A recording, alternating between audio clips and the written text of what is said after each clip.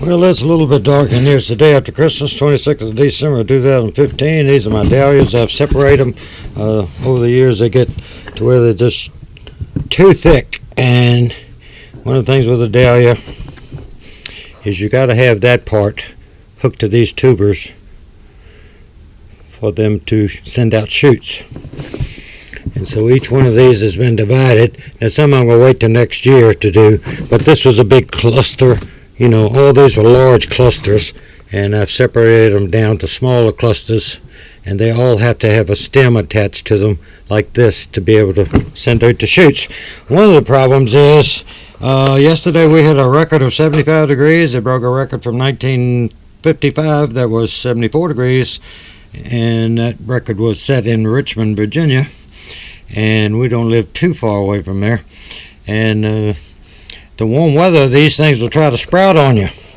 And I have made some clean cuts today, and you really, when you make a cut on them before you put them up in bags of sphagnum moss or whatever, Solus mix, sphagnum moss is cheaper, you have to let them scab over and dry over. I'm just trying to find one that, see, that's been several days, and the cuts I made today are fresher.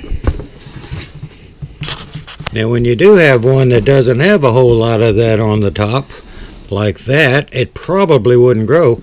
But see, next year I will stick that in just about a 10-12 inch real flat pot and put 6, 8, 10 of them in there, and if 2 or 3 of them come up, more to the good. That's the bag of my Pro Mix that I buy. And that's basically sphagnum moss. That's newspapers I'm going to have to need. This is all the pieces that came off of the dahlias, all the dried soil, and some tubers, rhizomes that aren't any good. And this is just peat. It's compressed in that bag, and so you will get large pieces of it that breaks up pretty easily.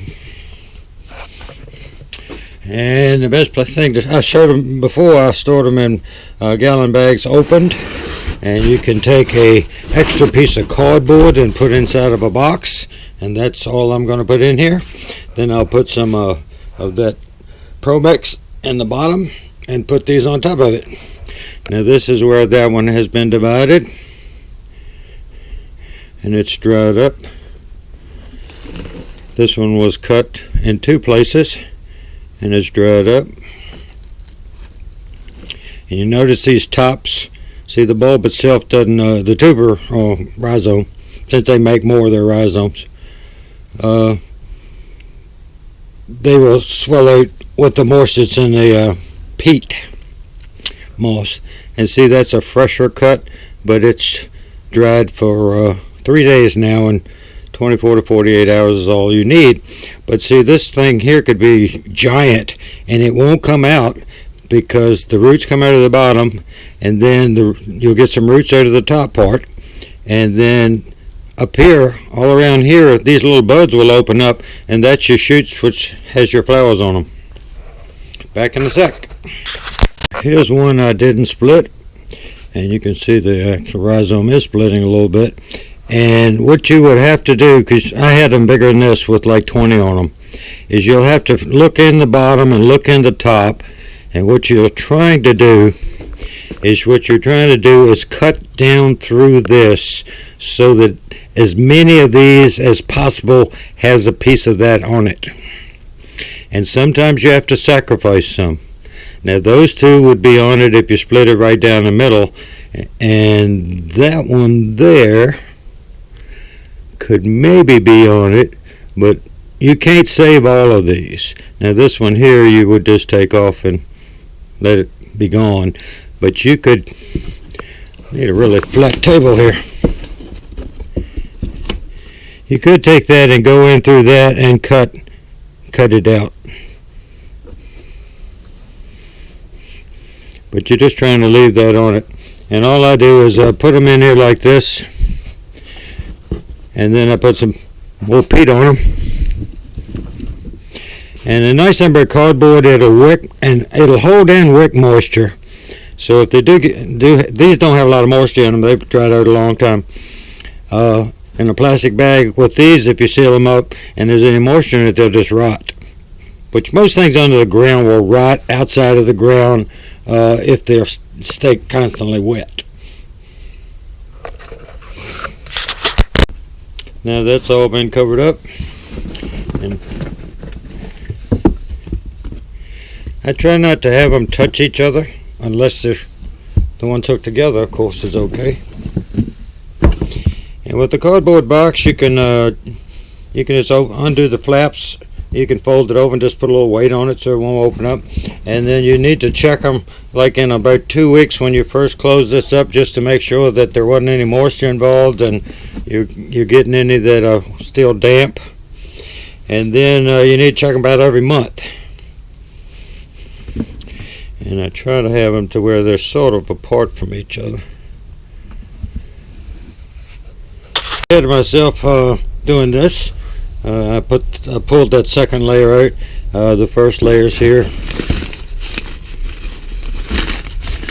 and you take newspaper, not slick newspaper, just regular newspaper, any advertisement or whatever, as long as it's paper, and this will wick moisture away from them. It'll also insulate them a little bit in case you're in a place that might get a little colder than you wanted it to get.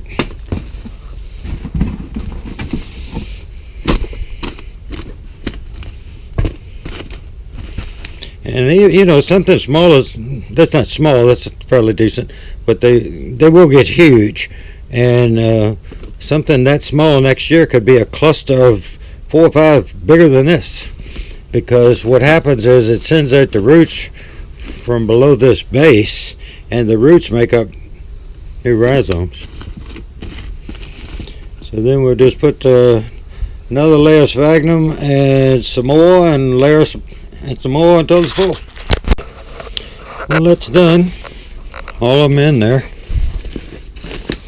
They're basically separated from each other.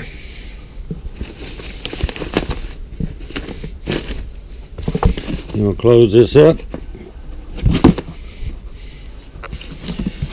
Now these days, the people that watch my channel on a regular basis, I didn't segregate them last year. I took half of them to the river and had half of them here in barrels, and I said, our luck, we'd rather have them at the river, more people get to see them, than in our backyard.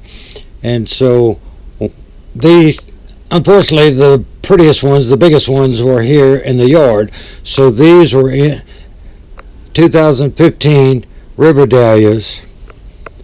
These came from the river. They were not as pretty as the ones we had in the yard. And next year, they will be here in the yard. And the box I have of dahlias that were in the yard is more dahlias than this, because they get more sunlight here. All you have to do is put some on it. About 2 weeks I'll come out, and I generally go down in one corner, maybe 2 or 3 layers, and I do it on another corner, and then I wait, and then I do it 2 weeks later, and then after that you can do it about every 3 weeks to a month. Because if any of them rots, it's just like a potato, spoiled apple will spoil them, all the rest of them. So you just want to check on them. That's the next layer, and that'll be all that'll be needed in that box. And I'll put a piece of another 2 sheets of paper, and you're only talking like 2 or 3 sheets of this paper. You're not talking a whole lot, you know, like that's 3 sheets. I just folded it over to get it set flat in the box. And then when you put the last one in, you'll cover that up and cover that up with paper and close the box up.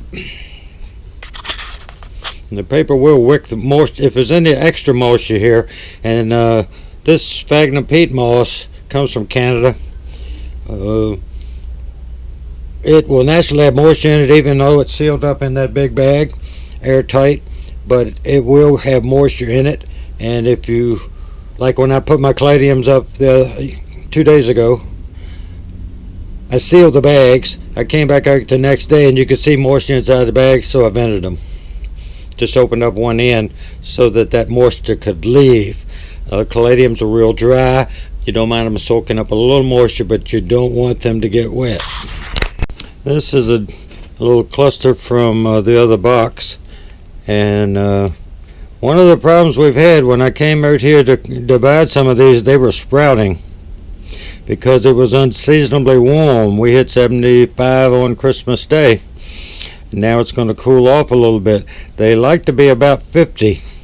So if they get up into the 60s and 70s, they think it's springtime and they'll start sprouting. The problem with that is there's a finite number of buds that'll come off of this. So if all these budded out right now, you'd be lucky to get anything to come up in the spring if it's turned cold in a week or two.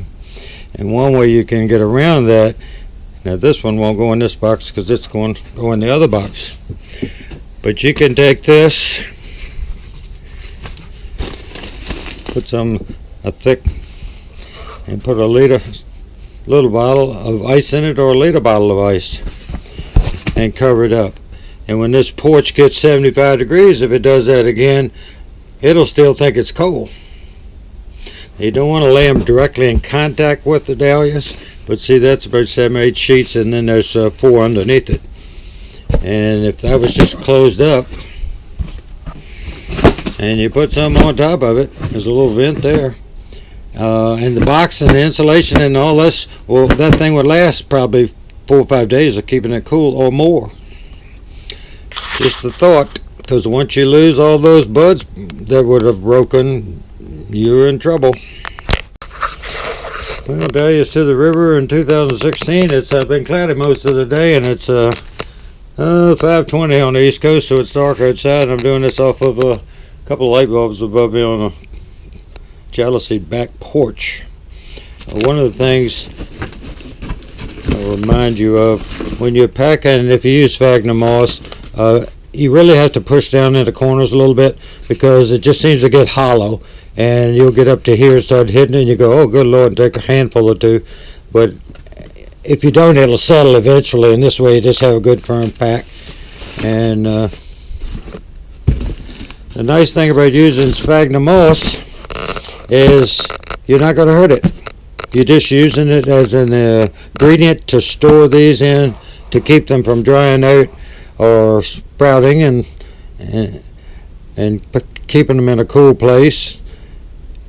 And next year I take the dahlias out and plant them, and I mix this sphagnum moss with my compost and make some more potting soil. So it's just a temporary use of it. It doesn't cost anything.